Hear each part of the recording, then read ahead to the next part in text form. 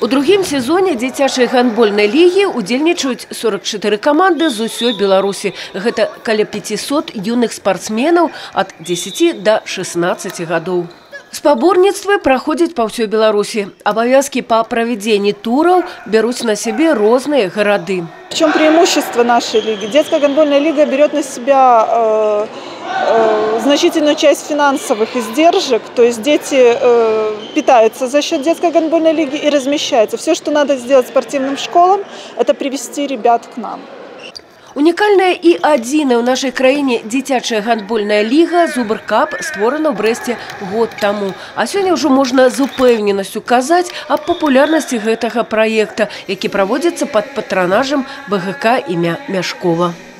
Одна такая вот игра на таком турнире заменяет недели тренировок, потому что тренировка есть тренировка, а в игровой попробовать все наработки, попробовать то, чему их учит тренер, можно только в игре.